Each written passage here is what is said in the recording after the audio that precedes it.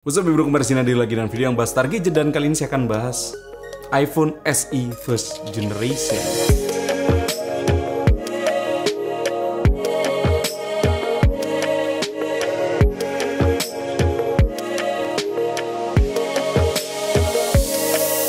Kalau misalnya kalian sudah mensubscribe channel-channel gadget dari luar negeri, pasti kalian ngeliat banyak banget review-review di sana yang ngebahas iPhone SE 2020.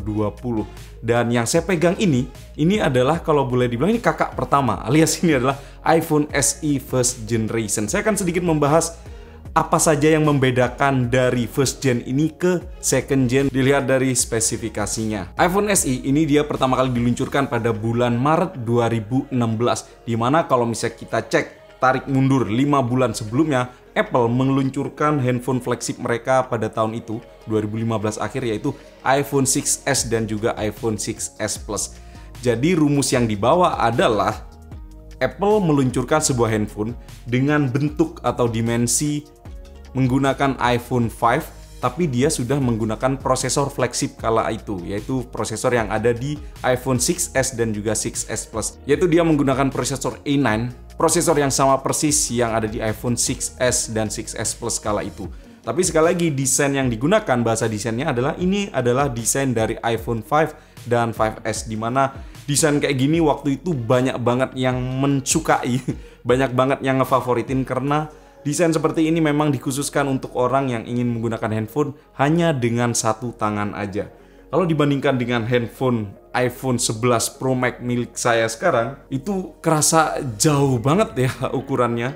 Jadi bisa dilihat kalian seperti ini perbedaan iPhone SE dan juga 11 Pro Max. Untuk harganya sendiri, pada saat pertama kali diluncurkan, ternyata iPhone SE ini dia memiliki harga yang sama persis dengan iPhone SE saat ini atau iPhone SE 2020, yaitu sebesar 399 US dollar. Tapi dengan pilihan memori paling kecil 32 GB dan yang paling gede 128 GB. Dan warna andalannya sendiri yaitu rose gold. Pada saat itu warna pinky kayak gini, tapi yang saya punya ini bukan rose gold tapi yang berwarna gold atau berwarna emas. Dan buat saya sih warna rose gold itu warnanya unyu banget ya untuk tahun 2016. Bahannya berbasis chassis metal seperti ini khas iPhone 5 5s, kerasa enteng banget karena bobotnya cuma 113 gram. Kemudian tombol-tombolnya juga kerasa kliki, tapi saya suka sekali. Ini sangat berbeda banget kalau misalnya dibandingkan dengan iPhone 11 atau iPhone yang terbaru lah. Tombol-tombolnya itu kalau misalnya volume, bentuknya itu seperti lingkaran, dan saya suka sekali bentuk lingkaran kayak gini, itu bener-bener kayak ciri khas iPhone yang sebenarnya gitu. Kemudian kalau misalnya di bagian depannya kita akan menemukan fingerprint scanner, dan ini berupa tombol fisik. Bukan seperti iPhone 7, iPhone 8, ataupun iPhone SE yang sekarang, yang kalau boleh dibilang itu sebenarnya kayak palsu, tidak bisa ditekan, itu hanya menimbulkan efek getaran yang seolah-olah ditekan. Tapi yang ini bener-bener tombol. Cuma efek negatifnya adalah ya takut rusak. Jadi akhirnya pengalaman yang saya gunakan biasanya saya menggunakan Assistive Touch. Kemudian secara desain dia juga masih memiliki headphone jack di bagian bawahnya. Secara spesifikasi seperti yang saya informasikan tadi, dia menggunakan prosesor yang dimiliki iPhone 6s yaitu A9, dan itu adalah prosesor yang sangat powerful sekali saat itu. Memang kalau dibandingkan secara head to head zaman sekarang, setelah saya cek video dari Jonathan Morrison, kelihatan banget perbedaannya itu memang cukup signifikan antara A9 yang ada di iPhone S ini ke A13 yang ada di iPhone SE tahun 2020. Seperti ini perbedaannya. Dan kalau misalnya mengacu pada desain yang sama, yaitu iPhone 5s, itu kerasa beda banget. Dimana iPhone 5s itu dia masih menggunakan prosesor A7, dan handphone ini sudah memiliki RAM 2 GB. Jadi untuk Apple, RAM 2 GB pada handphone sekecil ini pada saat itu tuh kerasa kenceng banget, kerasa gegas banget. Dan bahkan sampai sekarang iPhone S ini dia mendapatkan update OS terbaru yaitu OS 13. Itu luar biasa banget. Kalau misalnya kalian pengguna Apple, pasti kalian juga sudah tahu kalau misalnya kalian beli handphonenya, OS yang bakal didukung itu bakalan sampai 5 tahun ke depan. Kemudian untuk sektor kamera, dia menggunakan kamera 12 megapiksel di bagian belakang. Kemudian di bagian depan dia punya sensor yang nggak gede-gede banget ya, cuma 1,2 megapiksel. Ya boleh dibilang kalian bisa ngeliat langsung hasil foto-fotonya seperti ini.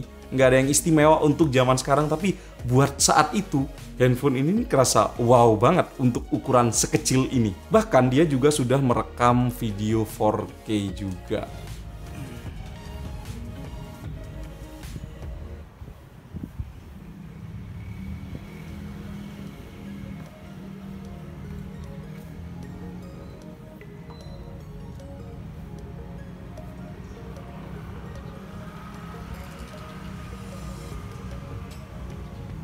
Untuk kapasitas baterainya sendiri, dia memiliki kapasitas 1624 mAh.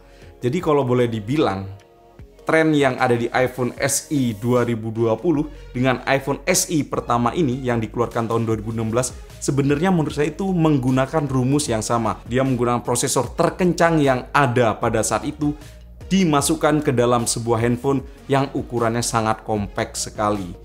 Kalau boleh dibilang, Apple mungkin ingin mengulang tren tersebut karena pada saat iPhone SE ini diluncurkan, dia mendapatkan respon yang sangat positif di pasar. Dan mengingat iPhone SE 2020 itu dibanderol di harga $399, harga yang sama dengan iPhone SE pada tahun 2016 itu bener-bener value deal banget. Kenapa? Ya bayanginlah, dulu harga kerupuk berapa kan, sekarang harga kerupuknya berapa. Kemudian harganya ternyata masih tetap segitu-segitu aja. Dan kita lihat aja bagaimana nanti laporan penjualan dari iPhone SE 2020 di dunia. Mungkin setelah 2 bulan, 3 bulan meluncur di berbagai belahan dunia akan kelihatan banget. Tapi yang saya rasakan, saya prediksikan, ya kemungkinan handphone itu bakal laku banget. Kenapa? Karena sudah jelas beberapa orang itu mungkin akan berpikir bahwa ngapain sih beli handphone harga belasan juta. Apalagi kalau misalnya di harga Indonesia ya, iPhone 11, 11 Pro, 11 Pro Max itu harganya paling murah sekitar 13-14 juta.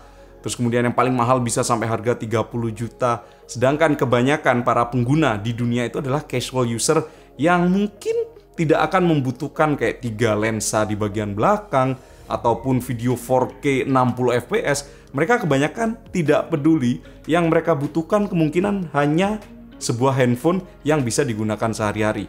Dan sekali lagi, keunggulan dari sebuah benda atau ya yang saya pegang ini ataupun iPhone SE 2020 itu adalah iPhone. Kelebihan iPhone adalah ekosistem yang sangat bisa diandalkan, kemudian aplikasi-aplikasi di App Store itu juga sangat stabil, jarang banget mengalami crash. Kemudian kalau misalnya kalian terbiasa menggunakan iMessage, benda itu juga akan kita temukan di iPhone SE yang generasi pertama ini ataupun generasi terbaru. Jadi sekali lagi, keunggulan sebuah iPhone SE itu adalah menurut saya adalah mereknya iPhone.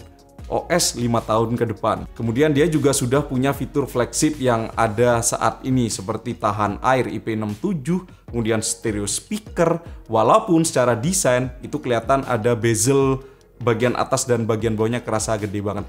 Tapi ya itu sekali lagi prediksi saya bukan siapa-siapa. Tapi kita lihat bagaimana nanti beberapa bulan ke depan. Yang jelas saya sendiri ingin banget memiliki iPhone SE 2020 karena sekarang sudah ada aturan pemerintah tentang email-emailan.